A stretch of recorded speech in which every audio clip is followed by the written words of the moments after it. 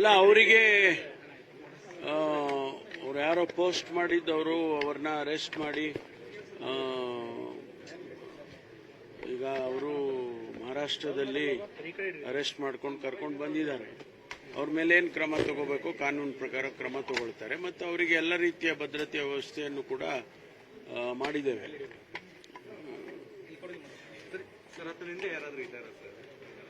ಅಲ್ಲ ಅದನ್ನ ವಿಚಾರ ಮಾಡಬೇಕು. ಯಾರಾದರೂ ಇದ್ದಾರಾ ಏನೋ ಅಂತ ಈಗ ಏನಾರು ಅರೆಸ್ಟ್ ಮಾಡಿದಾರಲ್ಲ ಅವ್ರನ್ನ ತನಿಖೆ ಮಾಡ್ತಿದ್ದಾರೆ. ಒಂದು ವೇಳೆ ಯಾರಾದರೂ ಇದ್ರೆ ಗೊತ್ತಾಗುತ್ತೆ. ಅಲ್ಲ ಅವ್ರಿಗೆ ಈಗಾಗಲೇ ಕೊಟ್ಟಿದ್ದಾರೆ.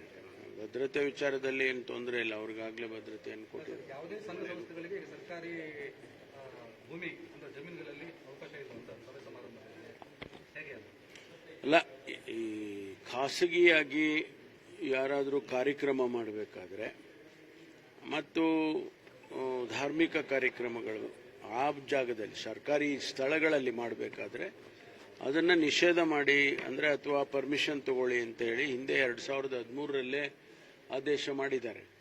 ಅವತ್ತು ಜಗದೀಶ್ ಶೆಟ್ಟರು ಮುಖ್ಯಮಂತ್ರಿಗಳಾಗಿದ್ದಂಥ ಸಂದರ್ಭದಲ್ಲಿ ಅವರೇ ಆದೇಶ ಮಾಡಿದ್ದಾರೆ. ಇತ್ತೀಚೆಗೆ ನಾವು ಅದನ್ನೇನು ಎನ್ಫೋರ್ಸ್ ಮಾಡೋಕ್ಕೆ ನಮ್ಮ ಸರ್ಕಾರ ಬಂದ ಮೇಲೆ ಎನ್ಫೋರ್ಸ್ ಮಾಡಿ ಅದೆಲ್ಲ ಮಾಡೋಕ್ಕೆ ಹೋಗಿರಲಿಲ್ಲ.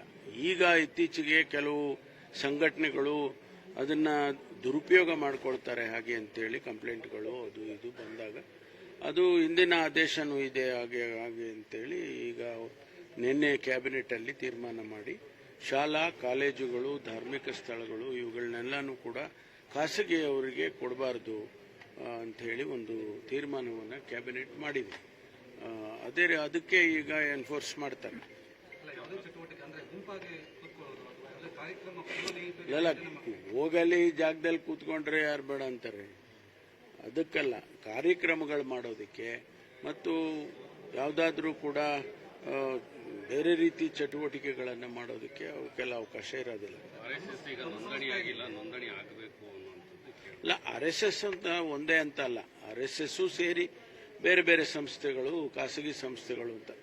RSS ಒಂದು ಸಂಸ್ಥೆ, ಆದರೆ ಬೇರೆ ಬೇರೆ ಸಂಸ್ಥೆಗಳು ಕೂಡ ಕೇಳಬಾರ್ದು, ಯಾರು ಕೂಡ ಪರ್ಮಿಷನ್ ಕೊಡು